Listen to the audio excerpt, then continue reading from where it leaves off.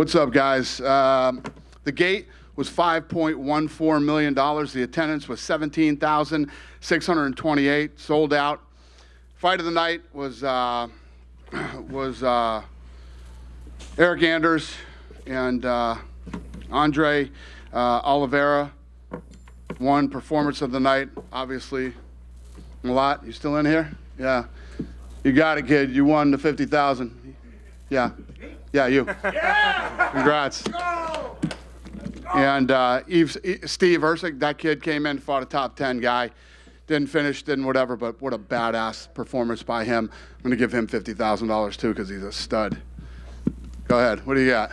I mean, obviously got to start with Amanda, a fantastic performance by her. She looked amazing all round, Yep. Wrestling, striking, and then obviously announced her retirement. I'm curious about your immediate reaction to her performance and the fact that she's deciding to walk away. Yeah, first of all, she looked incredible. An amazing performance, completely shut her down. I think one of the guys were telling me tonight that it was the most punches landed or something like that. So she broke 2 records tonight. I think that was the most punches she's ever landed, and I think she passed Sarah McMahon tonight for takedowns. So more records for her, and I'm not shocked that she retired. I've been saying for a while she's made a lot of money, and her life is a lot different than it was 10 years ago. It's kind of weird, right? Because obviously she's achieved everything. She's done it all, but it's looking so easy for her, Yeah. She could continue beating these girls and making more money. Are you happy that she's walking away? Are you happy to see her go away? Or do you think, come on, there's probably a couple more for you? Well, I got to take it the same way I took Lorenzo retiring. No, I wasn't happy when Lorenzo retired either, but he said, you know what, this is what I want. Be happy for me. So this must be what Amanda wants, so then I'm definitely happy for her. Would I like to see her stick around and do some more? Absolutely. I love the kid. She's been incredible to work with. She's such a good human being and a great champion. And obviously the greatest female fighter of all time. I'd love to keep her around, but if she's ready to go, then you got to be happy for her. I mean, with her retiring, this only just came to me, but with her retiring, the featherweight title, could that potentially retire with her? It's a division that hasn't really got that many females in it, or are you going to just try and keep it going, keep trying to sign new talent? The answer is probably yes. I mean, I don't make these decisions right after a fight. She told me when she walked over to the side of the cage that she was retiring, so yeah, I don't know, but it makes sense. Okay. And Charles Oliveira, counted out by a lot of people. 100%. Beneil Dariush comes in there, first round finish. Looked great with the head kicks. I mean, this guy really is one of the best lightweights of all time, probably. I agree. Yeah, incredible performance, especially against, Beneil, who a lot of people thought was going to win this fight. And, yeah, incredible. Yeah. Last one for me. A barrier fell down, nearly onto Mike, actually. I'm curious if you heard about that. Was anyone hurt? It was during his walkout, and no, nobody was seriously hurt. A couple minor injuries. The arena handled it immediately. Roped it off, got security up there, moved people to better seats, and handled it like a bunch of pros. So, is that just another time that someone comes and tells you something's happened, and you're like, oh shit, and we just keep? Is this just another incident where someone tells you, hey, a barrier's fallen down, and you just have to go, okay, well, let's roll with it? Well, you guys have no idea all the stuff that goes on behind the scenes every single Saturday. So this is just, this played out on the other side of the curtain, and you got to see this. But there's stuff that happens every single Saturday, and we deal with it on the fly every weekend. Thanks, Dylan. Yep. Is there a health update on Chris Curtis? Is there a what? Health update on Chris Curtis? Second fight in a row, he got a headbutt. Yeah, he's okay. We haven't heard. There's no. We got Irene Aldana out of here immediately to go to the hospital, get checked out. But yeah, we don't have anything. Haven't heard anything negative. At the press conference on Thursday, you said at the time it made sense for the winner of Charles and Beneil might fight Islam. Islam obviously tweeted at Charles after his win. So right. At what point do you have to sit down and decide what is next? Tuesday. So in that same conversation, you're going to figure out what's next for the bantamweight title too, I would imagine. Now that we got a lot of things to work on Tuesday now. Would it be safe to say that Juliana would be at least part of that fight? It would make a lot of sense. And the final one for me, unrelated to this fight card, I believe you guys are doing a fight card on Mexican Independence Day, correct? That's what the word is. That's what all the reporters are telling me. At the T-Mobile Arena, would it make sense to have Alexa Grasso on that fight card? Yeah, it probably would, yeah. A bunch of other Mexicans, too. Appreciate you. Yep. Dana over here. Dana, right in the middle. Hi. Looked like it was a great event tonight, just with everything that unfolded. And you guys have been back to Vancouver now twice in a row as far as Canadian cards go. Do you see this as sort of an annual destination just with the reception? And I mean, you heard the pop for Charles tonight, who's not even Canadian. You must be pretty encouraged by that. I agree. It's like we were in Brazil. I mean, from the first time he walked out at the press conference to tonight, obviously loved. Yeah, and listen, I love Vancouver. Vancouver's awesome, but this is Canada. This is what it's like everywhere we go in Canada. Canada has been a very good, place for us to go. This country's been very good to us since the beginning.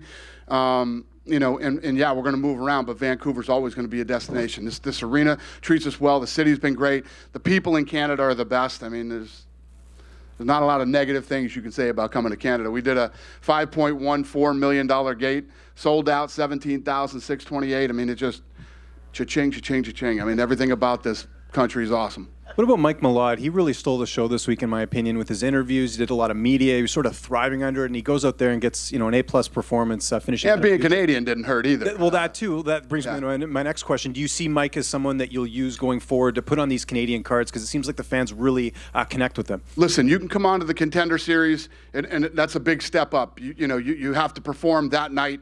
Right then, right there, you have to show us what you got. It's another whole different level when you come into your home country, you're on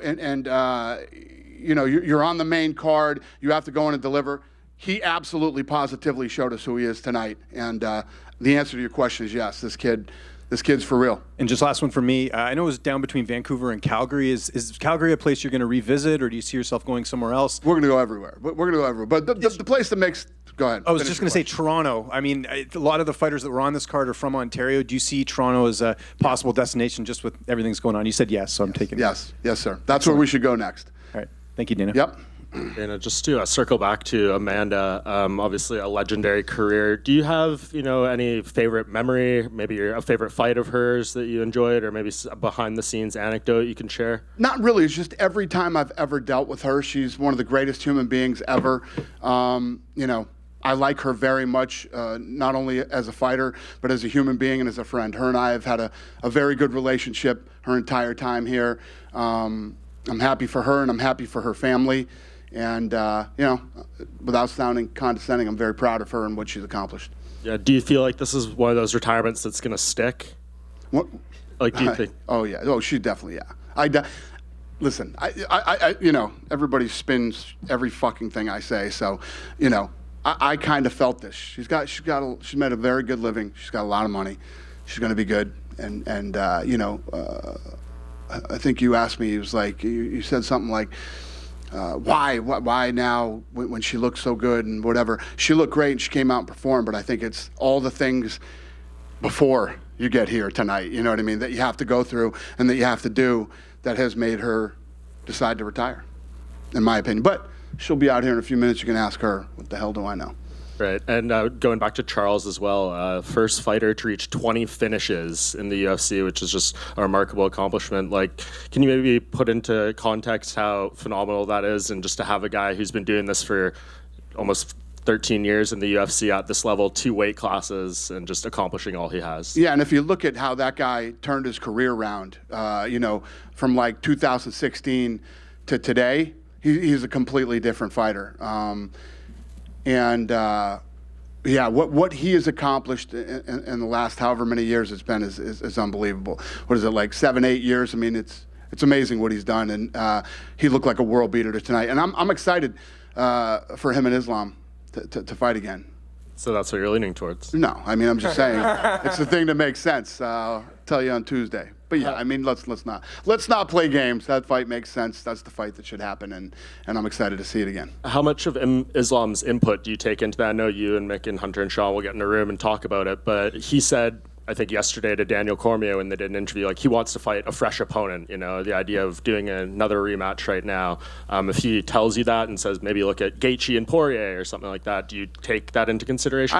There's a lot of things that go into consideration for the next fight. I mean, I'm sitting here talking to you about him right now. I don't even know what's wrong with him. He's in medicals. I don't know where he's at. I don't know what he's got planned over the summer. The list goes on and on of things that factor into how fights are made. So, but I'm just telling you right here, right now, that, it's a fight I'd like to see again.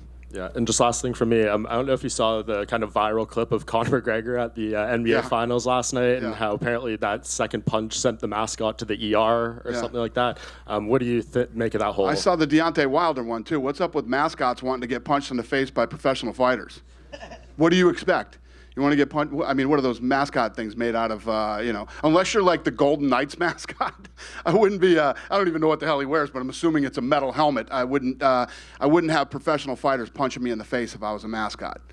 And doesn't seem like the brightest thing in the world. Actually, just last thing. Speaking of the Golden Knights, obviously you have deep ties in Vegas. If they're able to get this last one and win the Stanley Cup, what do you think that kind of? It's so huge for the city. For people that don't live in Vegas and don't understand.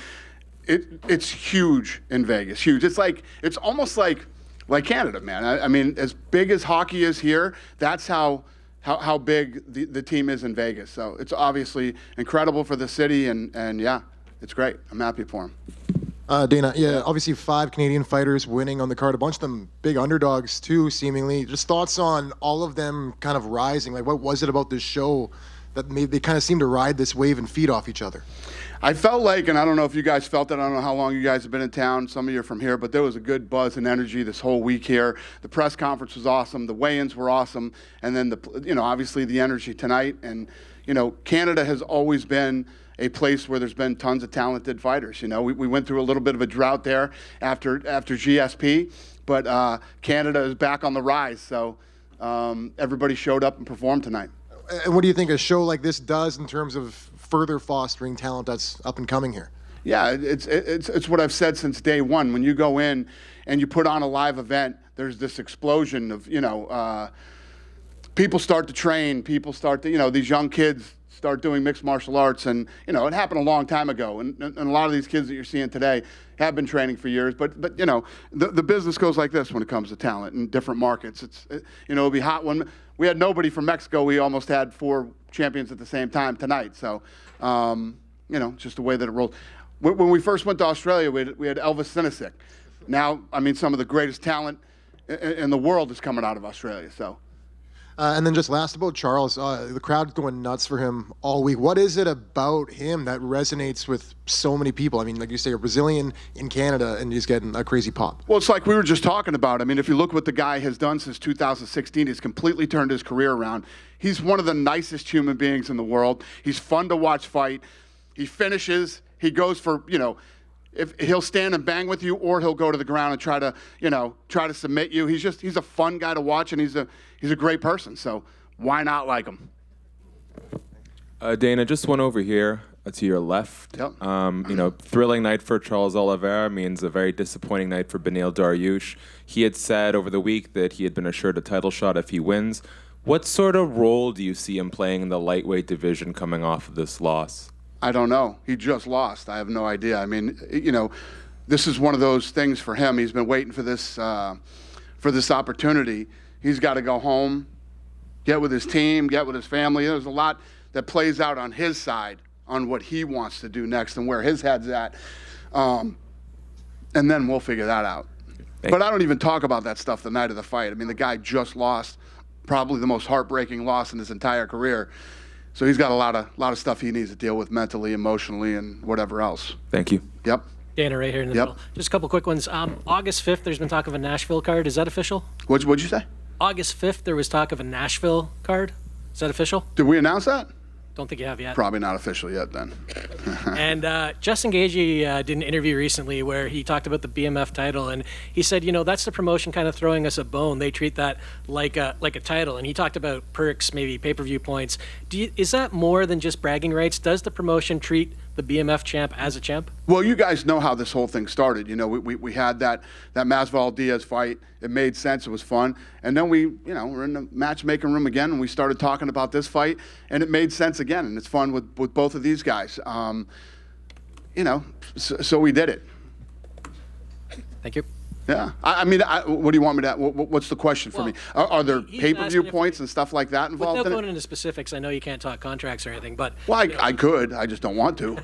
but I mean, are there perks beyond just bragging rights? I mean, listen, they're a main event on a pay-per-view card, and I'm sure they're both going to do very well. Fair yeah. enough. Thank you. Dana, right here. Yep. There's been a recent resurgence in Irish mixed martial arts with Conor on The Ultimate Fighter, Ian Gary breaking into the welterweight rankings, and outside of the UFC, we've got multiple world champions as well. Yep. When is the right time for you to come back to Ireland? It seems like a real good time right now. That's a great question. You know, we're just getting back to Canada and we're 2 hours away. You know what I mean? When you think about where the world has been for the last, 3 years or whatever it's been, there's so many places for us to still get out to that we haven't been to in a while. But Ireland is definitely one of them. I mean, one of the greatest events I've ever been a part of was in Ireland. The night that Conor won that fight there, and literally the entire stadium threw their beers up in the air, and it was one of the coolest events I've ever been to. So Ireland is a place that we definitely want to get back to, and let's see what happens with Ian and what we can do there. There was rumours that you tried to book the Tree Arena for the end of this year, possibly the start of next year. There's lots of rumors about us booking arenas right now. I want to go back to Ireland. Thank you. Yes. You good? One final one. Have you Yeah. talked to Juliana after the? Cause she, No, I bet she's really pissed off right now. Though I can just she's probably running around Vancouver like a lunatic right now. she's been tweeting a lot. I bet she has. I bet she has. Yeah. Yeah. No, I don't want to run into Juliana. Yeah. Is there any movement on the Colby Covington and Leon Edwards fight? Nope. Thanks for asking. Have a great night. Thank you, Canada. We appreciate you.